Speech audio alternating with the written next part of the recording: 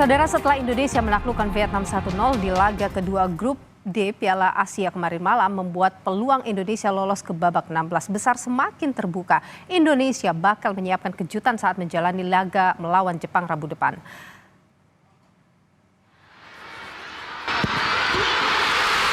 Lewat tendangan penalti Kapten Timnas Indonesia Asnawi Mangkualam di menit ke-41 membuat Indonesia menang lawan Vietnam. Gol ini juga menjadi satu-satunya gol yang tercipta dalam pertandingan tersebut. Indonesia sebenarnya memiliki sejumlah peluang untuk mencetak gol, salah satunya lewat aksi pemain depan Hoki Caraka di menit ke-70. Sayang tendangannya berhasil dihalangi oleh pemain belakang Vietnam. Kemenangan ini menjadi jawaban pemain timnas usai mendapat sorotan saat kalah melawan Irak. Pencetak gol timnas Indonesia Asnawi menyampaikan terima kasih atas dukungan masyarakat untuk kemenangan Indonesia. Thank you untuk seluruh masyarakat Indonesia yang sudah hadir pada hari ini untuk mendukung dan mensupport kami. Ayo saksikan lagi di pertandingan berikutnya melawan Jepang. Semoga kita bisa melaju ke babak selanjutnya. Ewako.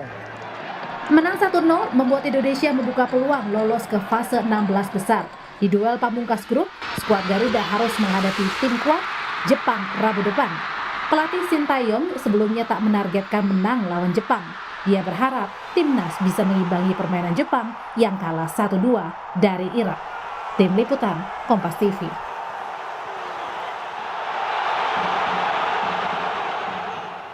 Nah, saudara, berikut ini adalah klasemen sementara di grup D. Indonesia dan Jepang memiliki poin sama, namun Jepang unggul selisih gol. Jika menang atas Jepang di pertandingan terakhir nanti, Indonesia bisa langsung lolos ke babak 16 besar. Bagaimana atmosfer kemenangan di Doha, Qatar usai Indonesia menang dari Vietnam 1-0? Sebab Indonesia harus segera bersiap berhadapan dengan Jepang pada Rabu pekan depan.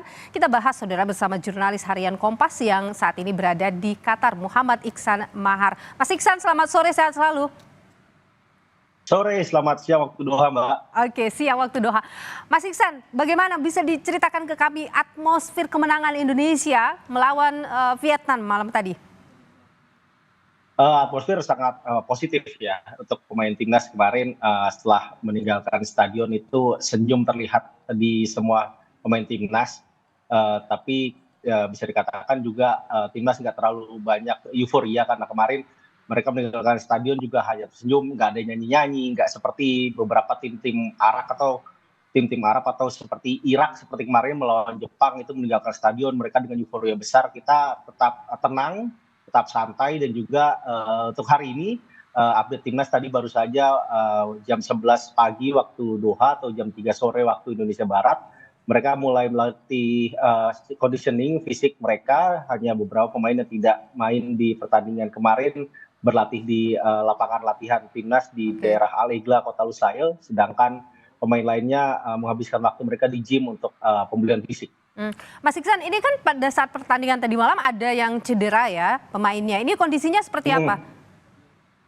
Yang paling parah itu Yordi Amat. Yordi Amat barusan tadi juga memberikan statement kepada kami di Doha bahwa ada patah tulang di sekitar wajahnya, dekat hidungnya lebih tepatnya. Itu yang membuat dia berdarah kemarin setelah kena sikut pemain depan Vietnam dan sempat ditarik juga keluar lapangan. Dan Yordi bilang bahwa kondisinya membaik, mungkin dalam istirahat dalam 2 hari dia sudah bisa merasakan baik-baik saja untuk pertandingan melawan Rabu, dan ditargetkan kemudian ketika bermain Yordi kemungkinan akan menggunakan topeng untuk melindungi wajahnya. Jadi untuk secara fisik Yordi merasa baik, secara mental juga untuk masalah di wajahnya setelah terluka kemarin dia rencananya menggunakan topeng untuk melindungi wajahnya.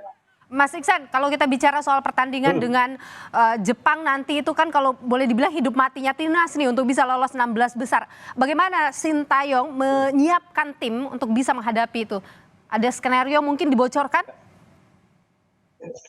Kalau untuk skenario, kalau secara persiapan timnas ya, kalau melihat dari persiapan yang telah dilakukan Coach Sintayong dalam Piala Asia dalam sepekan terakhir ini, itu untuk persiapan melawan Jepang secara taktikal itu baru dilatih besok hari.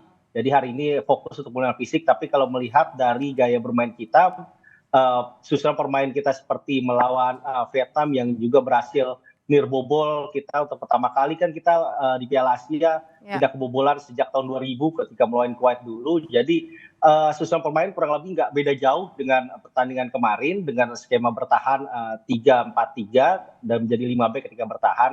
Dan yang pasti kan kita cukup mengincar seri sebenarnya untuk menang. Bahkan kalau seri Indonesia dan Jepang sama-sama lolos mendampingi Irak ke babak 16 besar gitu. Dan emang targetnya Coach Shin juga relatif realistis mengejar 1 poin itu yang menjadi target besar Indonesia untuk laga pamungkas nanti.